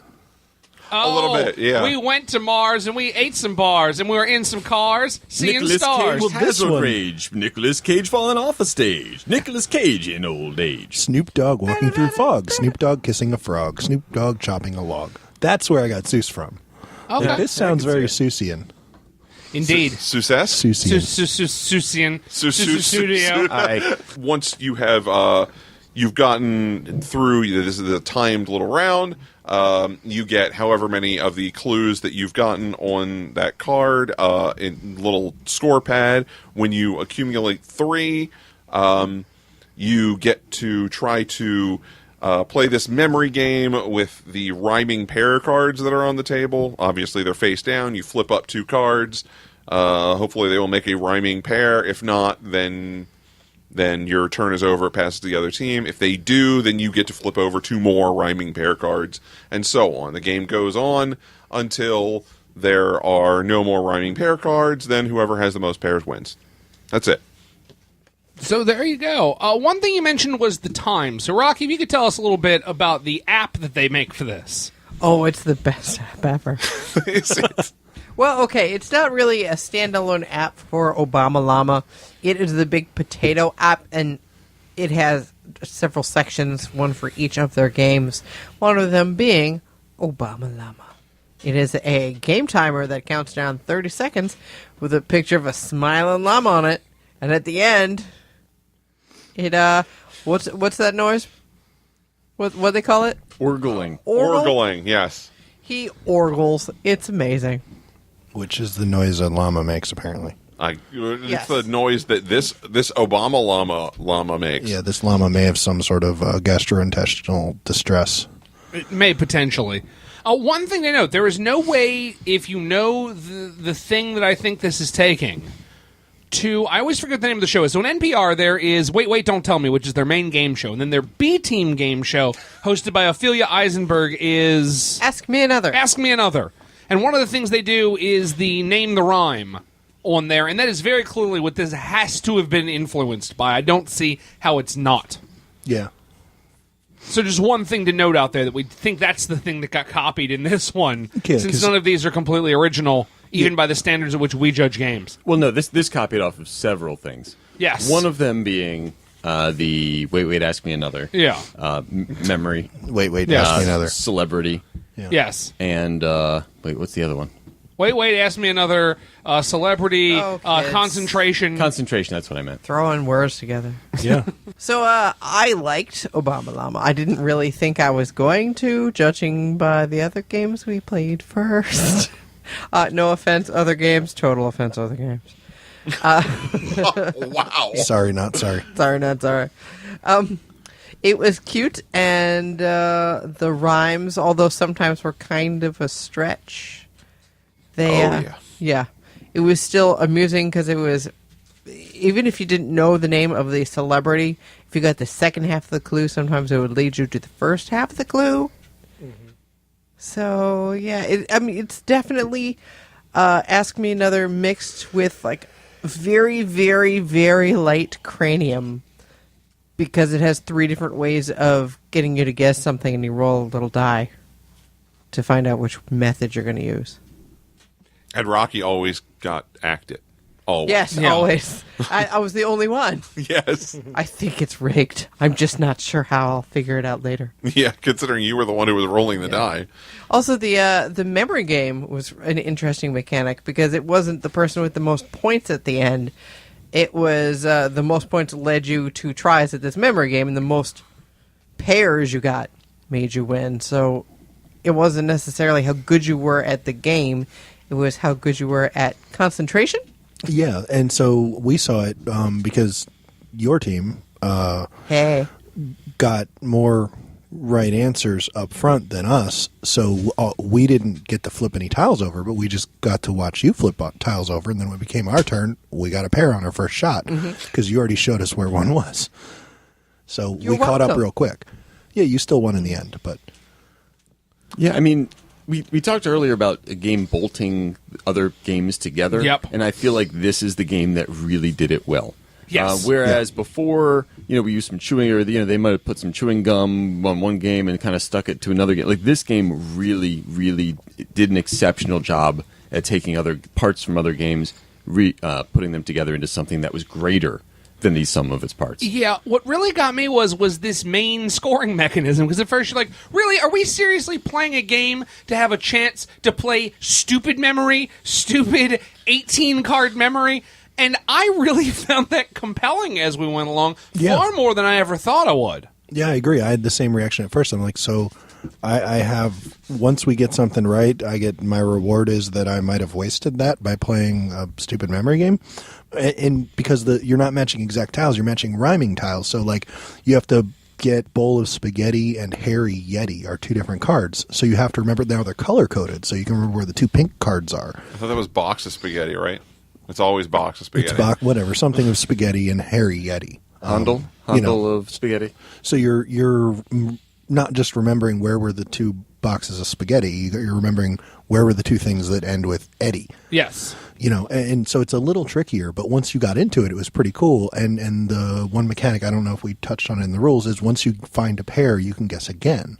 So at some point in the game, you've exposed enough tiles that you just start flipping over ones you haven't seen yet, and you're kind of likely to find something that matches with something you have seen if you've flipped over roughly half the tiles.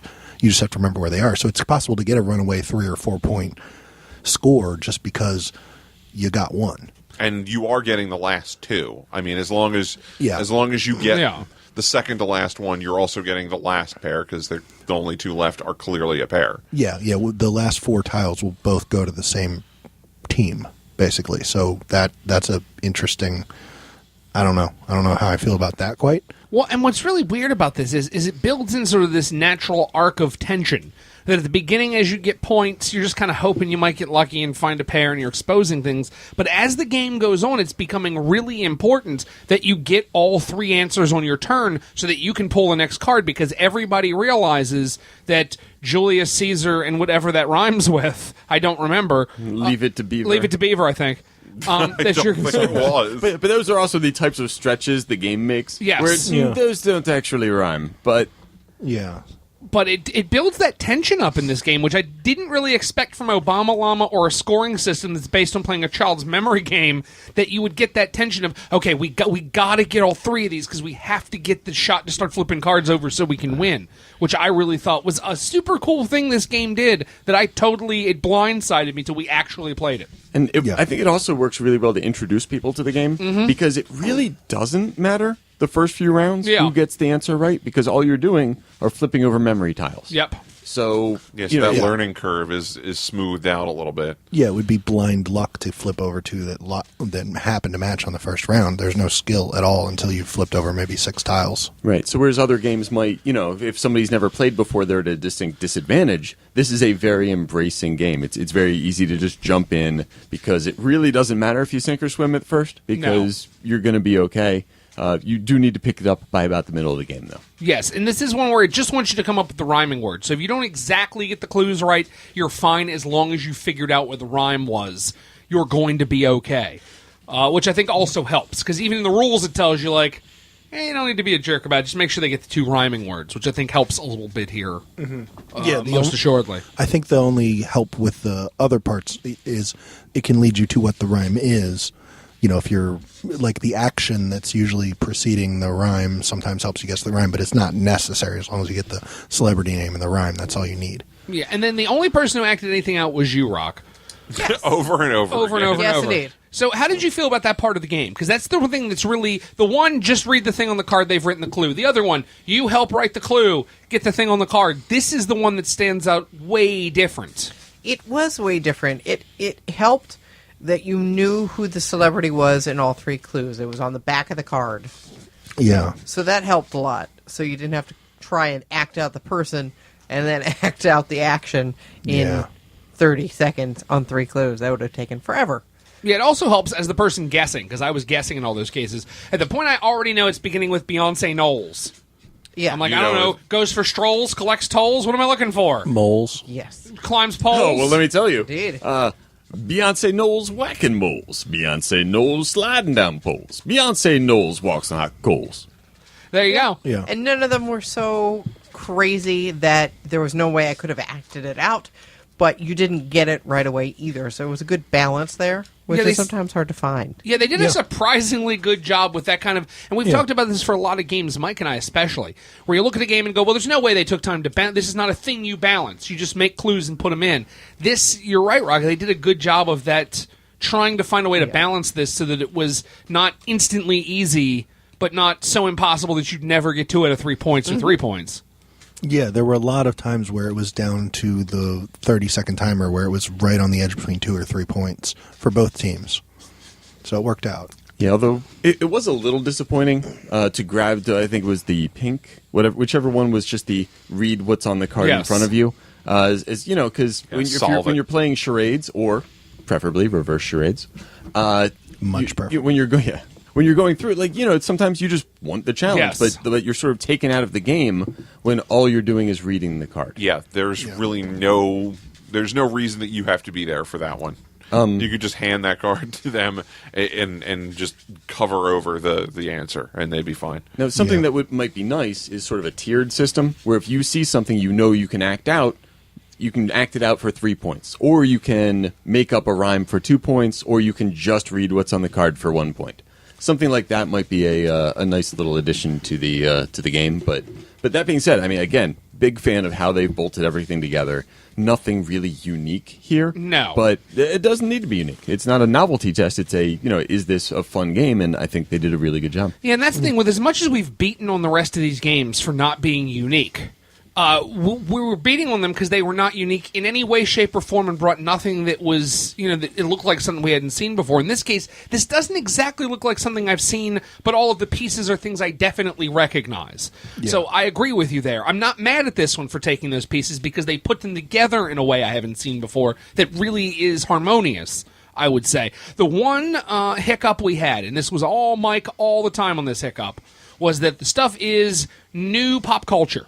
And Mike saw the card and just locked up and quit. He was like, I'm just not doing this. This is just not a thing. Yeah, we're done. I didn't know. Like, I didn't even know who the people are that they were referencing. I'm like, I'm done. But that was your first round. And it was just... Right, but now that you've played it through... No, I did not know the people. Yeah, I get that. Like, there was... That wasn't my question. Okay.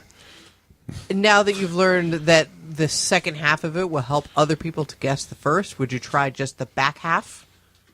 And hope that they get the front half because they'll get the rhyming word at the end? I could try. So, for example, if somebody got sliding down poles, you might not know who Beyonce Knowles is, but now they know poles. Okay. Well, what rhymes with poles? Maybe. Yeah.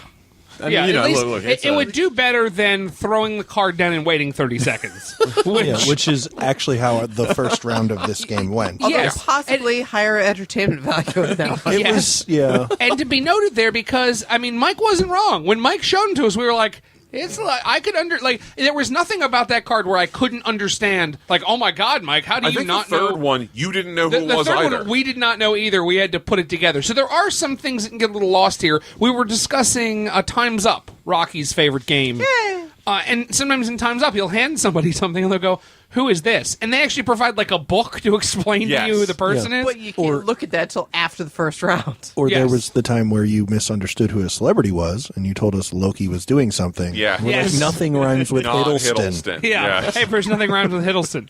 And then went, you mean the guy who played Bane? Oh, yeah, he did play Bane, didn't he? Yeah. He's like, oh, I know who that is. He was Loki. I'm like, no, that's not right. So that is both to its benefit and its detriment. It is a lot of current pop culture. And some of it may just be if you're not a movie person, you're like, well, this name is gibberish to me. And that may hit you up every once in a while. And that might be good because that will occasionally give you a 2-point turn when maybe you're on a run of 3-point turns.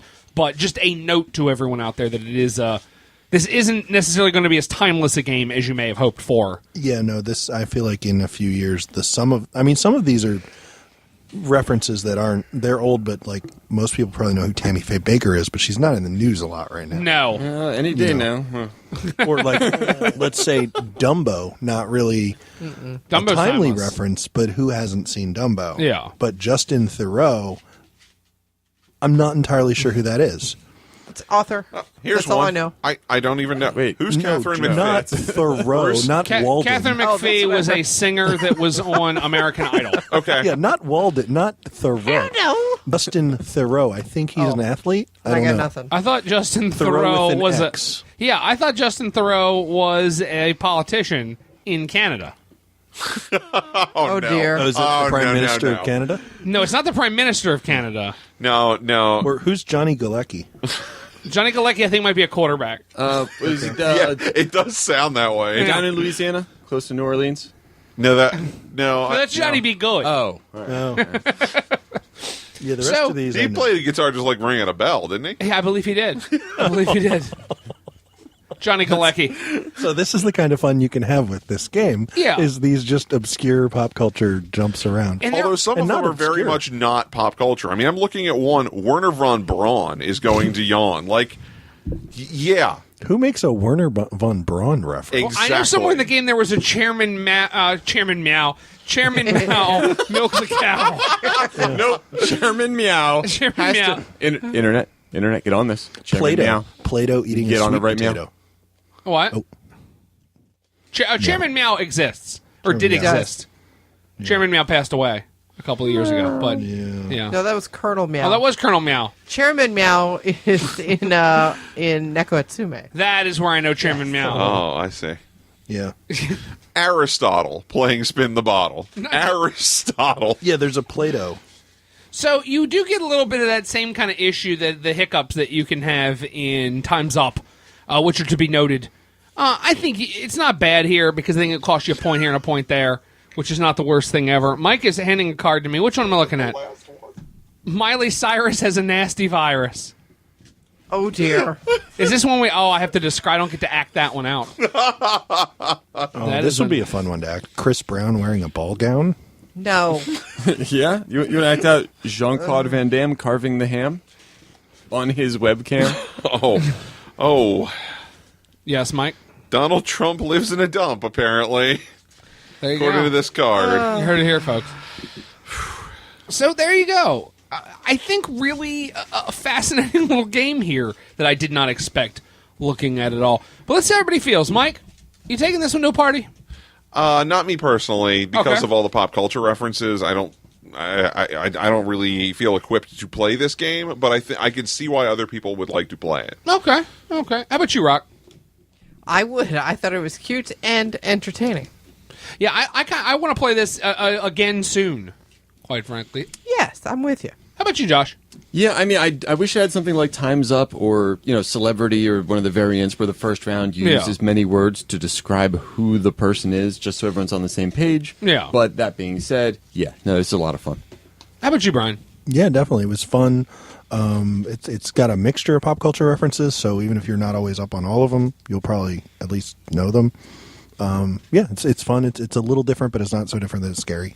So, Yeah. And really a super unique scoring system, and I can't believe that I'm this shocked by a scoring system that is essentially a game of memory. It is not essentially a game It of memory. is a It's game of memory. actually a game of memory. Yeah. Wow.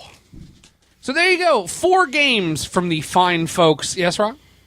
I was going to note how the rule book doesn't have the same number of cards that are actually in the deck. That is something. Yeah. You're absolutely Yeah. right. Yeah, So- for the memory game. Yeah, it has a picture of set up the cards like this, and there aren't enough to match the picture. And we Yeah, it think has 20 cards in there in the example, and we have 18. we think we hit on that because with 20 cards and 2 teams, you would have a potential tie, whereas with 18, you wouldn't. But Yes. I don't know.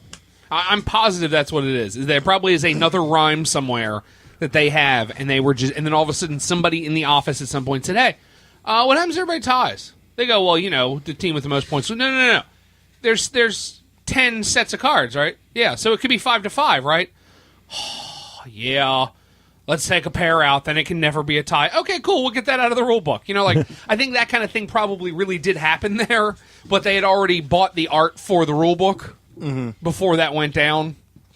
Yeah, they either needed to remove 2 or add 2. Yeah. And it was easier to take 2 out. It was easier to take 2 out and hope that people didn't care when they looked at the rule book. Because it took us a while. We were talking to each other like, where are the other cards? Is there a count of how many cards are supposed to be in there? What is this? That's part of what made us download the app. We were like, maybe the app knows where the other 2 cards are. Yeah, you can download the other 2 cards on the app, Yeah. print them out on your phone.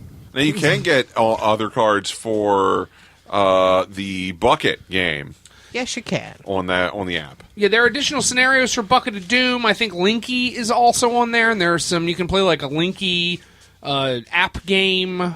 Let me take a look at the Big Potato app. For the Bucket of Doom, there are additional cards. There is for the Mr. Listers, there are extra cards in there also. Nice. Yes. And some sound effects. Oh, yes. Scroll, there is a stopwatch and a rule randomizer. What is that? Let's take a look. I think this is all important. Ooh. Like, for instance, draw with your eyes closed, and then you hit new rule. Reverse the direction of play, new rule. Draw with your eyes closed again. Yeah. One-word descriptions only. Oh, wow. So that's just saying, Vote for descriptions only. Yeah. So, draw with your other hand. That's interesting. why don't you just play Telestrations already? That's a weird... Well, I wouldn't expect the app to say Well, that. thank you for that suggestion. I think I'll take you up on it. And it provides a handy link to go purchase.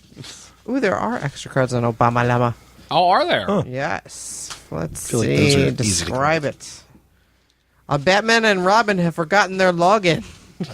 There's the kind of rhymes we were talking about. That We were is like, a reach. Yeah, you rhymed the in, not even the last Nope. Nope. 2 syllables. Buffalo Pill can't find a pill. Buffalo Bill. Buffalo Bill. Sorry, Buffalo I was Pill. like, yeah, Buffalo Pill does That's rhyme not with the same. pill. No. Brendan Fraser is firing a laser. Yeah, that's a stretch. Yeah. Yeah, man. Well, it is Fraser, actually. But those are so cutting edge, I can see why they needed to put them up on the app. I mean, yeah, Brendan Fraser isn't a. He wasn't around till very recently, so. I understand. So the main thing to note is of Buffalo Bill and Batman and Robin. I like how Brendan Fraser is the one we focused in on there. That he is the most recent reference of those three. That is true. Yeah, he is. Hey Bruce, so I'm just gonna.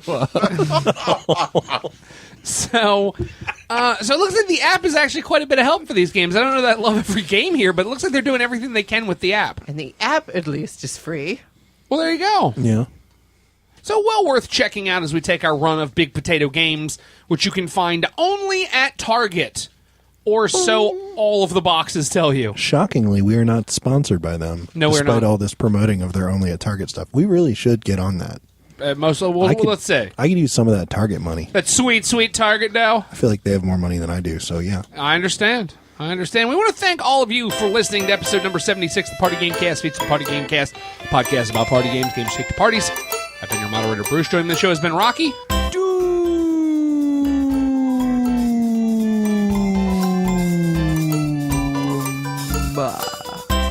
Josh. Bryan. Llama. Rocki.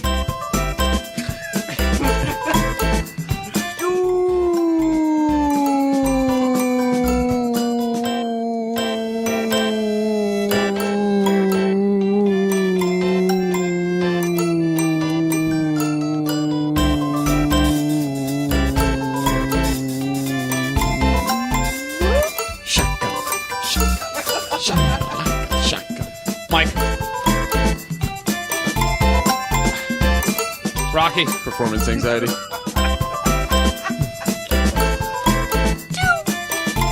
And we want to thank you for listening to the show. Remember, our theme was written, performed, created by Shifty Pop. You can find her at Fiverr if you're looking for a toy-tastic theme. You can find us on our website, maybe sometimes, at partygamecast.com. You can find us on Twitter. At Party Game Cast. Or if you feel the need to talk to the cat. At Party Game Cast. Yeah. He'll probably answer you if you tweet him, but he responds better to requests, or not requests. He responds better to treats. He responds better to offers of free food. So if you're a cat food company and you'd like to sponsor the cat on the show... He actually does not discriminate. Red Lobster is good with him. Yeah. Burger King. Whatever you got, really. Yeah, Fancy Feast. Oh, yeah, he does enjoy the fanciest Yeah, all of them are all alright. On the Ouija board. Yeah, on the Ouija board, right above the 5 and under the letters in the blank space, we can be found there. And a deck of cards, you can find us on the other side of every 6 of hearts. You can find us at Extra Life now. You can find us at Extra Life at extra-life.org. Look for Party Gamecast. And Donate to Rocki. Donate to Bruce. To Rocki. Donate to Mike. Brian. Rocki. We'd also like to thank the fine folks from Break My Game. Yes. A local area Particularly group that helps you Daniel. break your game. Yeah, we'd like to thank Daniel, who is helping us with our event this year, which is going to be hopefully bigger and better. You can support our team, become part of it, join us at that event. We would love to see you there. You can find us on Board Game Geek. We have a guild there that we visit sometimes, rarely. We should probably visit more. I say it every episode. Yep, I mean it every everyone. episode. At some point, that is probably a thing that'll happen. You can find us on Facebook. On Facebook. Yeah, Facebook. But if you look for us on Facebook, you'll also find the link to our Extra Life. Yeah, which you might want to check out. We're just going to keep having you. Yep. Hey, it's charity. Yeah, absolutely. Yeah. Absolutely. Yeah. Those are the places. Oh, you can also call us on the hotline 30 Party Game, 30 PRTY. G-A-M-E. You leave off that last E for Yeah, 'cause savings. if not, you end up with the party. Hey, it's the Party Games. Da-da-da-da-da-da-da-da. We're doing the Charleston right now. We are. I am well seated. And we will be back in a week or two with a mini episode about our adventures at WashingCon. For you listeners, it'll be a shortened episode. We also want to thank the fine folks at Steamworks Coffee at steamworkscoffee.net for sponsoring What the Food. What the phone? And we thank you very much for listening.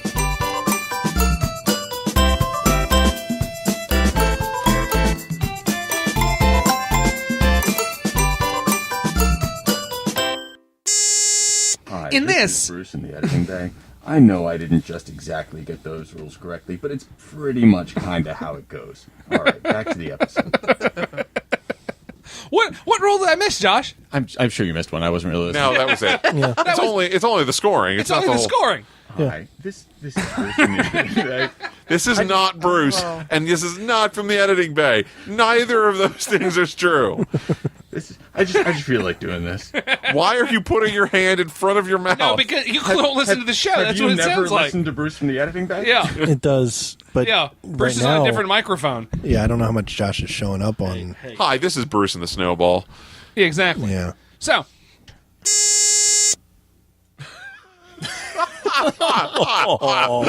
Rocky will punch you in the throat.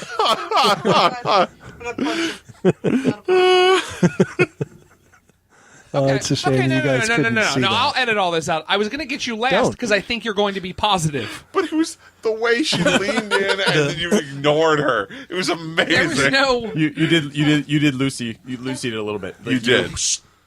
You pulled Next that time he football won't. right though. away. Next time he totally won't. The football will be there. No, that wasn't the plan at all. Ugh. I specifically figured Rocky was going to have a positive opinion about this, which was why I was going to have you come last so that you could finish with the positive opinion. Okay. There was a whole theory behind this. Okay.